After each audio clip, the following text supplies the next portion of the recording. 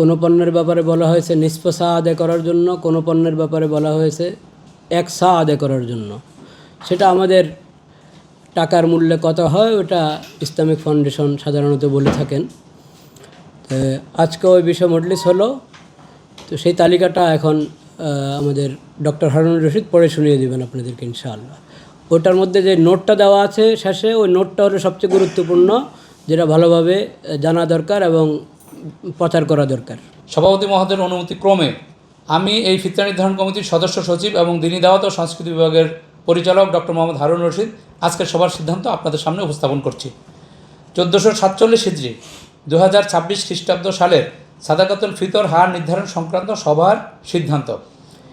এবছর সাদকাতুল ফিতর হার নির্ধারণের জন্য ইসলামিক ফাউন্ডেশনের বিভাগীয় কার্যালয়সমূহের মাধ্যমে দেশের বিভিন্ন অঞ্চল থেকে উন্নত মানের গম, আটা, যব, খেজুর, কিশমিশ ও পনির এর খুচরা ও পাইকারি স্থানীয় বাজার দর যাচাই করে সাদাকাতুল ফিতর হার নিম্নরূপ নির্ধারণ করা হলো।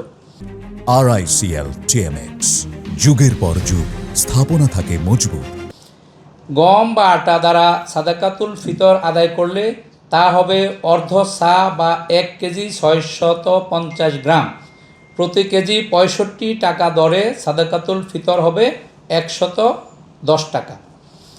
জব দ্বারা সাদাকাতুল ফিতর আদায় করলে তা হবে 1 সা বা 3 কেজি 300 গ্রাম।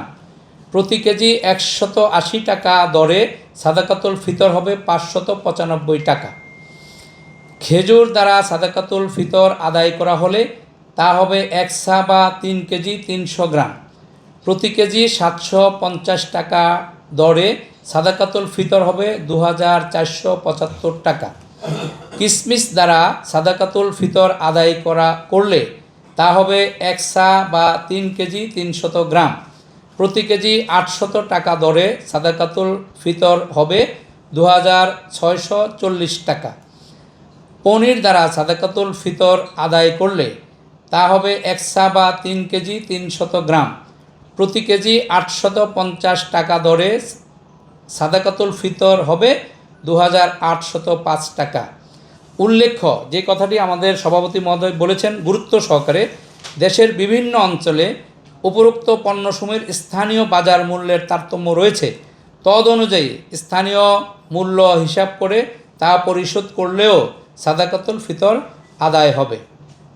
মুফতি মোহাম্মদ আব্দুল মালেক, খতিব, বাইতুল মোকাররম জাতীয় মসজিদ ও সভাপতি, জাতীয় সাদাকাতুল ফিতর নির্ধারণ কমিটি।